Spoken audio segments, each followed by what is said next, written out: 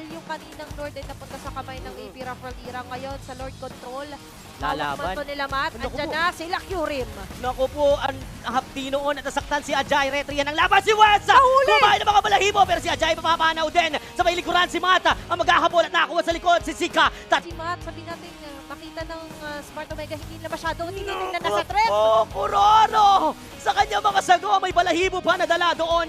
At ni Matt, malaking bagay yon. It's either nare-reposition si Wes or napapatay niya. Ngayon, meron na naman tayong Tsunami Slam. May Feather Earth Strike na bawi si Reggie. Kagad ang napas lang doon. Si Curie may namumula din sa gitna. Even Dan goes down. Lang din na kinumit doon ng dalawang members, Dan and even Sika. Right now, nagra-rush ang Smart Omega sa pagkuha ng pangatlong Lord sa laban na ito. Ito na. Okay? Pinakil Ninja, Sir Matt. Hindi na siya umabot.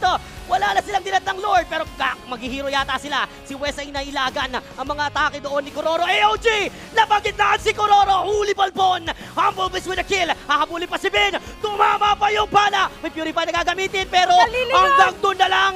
Darating si Matt para protektahan ang kanyang kakampi. Napatay pa nila si Sika. Si Ajay nga lang ang tumanggap na Lakas ng loob. May minion na nakalusot doon sa may bandang Alam ko top yan. lane ng Smart Omega Neos. Pero may kasama naman kasing Lord, yung Smart Omega. Kaya ba nilang protektahan ang kanilang base? The AP Rough World are being tested again. Here comes the way of the dragon. Reggie, si Wes ang kanyang kinukuha. Pero dito sa bagong barangay. Tsaka tila ba lahat hindi humihinga? Di ba Ay. nag-aantay? Pero ito, yung walang hingahan. Ang lalim nung hinga doon, sabay buga. Lumula ng mga balat, nawala na naman si Reggie. Ala. Dalawa ang nawawala sa kupunan ng AP Rough. Na to. Tsaka na nakikita nyo naman Diba? kung paano isipa ni Kyurem. Patay na naman yung Gelatine ni Ajay. Buhay pa rin naman, dumami. Pero si Reggie ang kumain ng mga damage. And even Matt will be taken away. Wild West again. With a blazing dew and then he got a double. Dalawa na lang ang natira ngayon.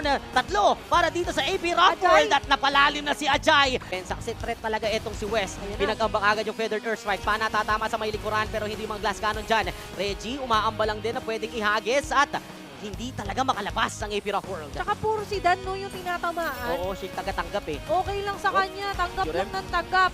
Pero ngayon, ano nga ba yung igigib Uy, nila? sakit! Tunaw si Reggie, papasok si Ajay. Kaya lang kahit dumami siya, maraming bala na nakaamba. Napatungan doon itong si Wes, binalik sa nakaraan. Si Wes ay nasasaktan. Unstoppable force bombs out, pero si Ajay, papaano doon? Si Wes ay mapapatay din ni Mata. Dalawa para kay Mata na shadow kill. Dalawang members ang Takbuhan nawawala na, dito sa takbuhan na. bagong barangay. Maiipit doon si HG. Play. Laban ba? Meron ba? Meron pa Nandun si mag-play? Mata. Kaso kita. Kita yata. Oops! Oy, sa baby nurse, ang ganda ng nakap! Ang ganda ng sipa! Kumain ng talampakan doon si Sir Matt at nawala! At nakuha. At ngayon, Tupe, isa-isa na rin nilang kinakalbo yung base ng AP Rafalira.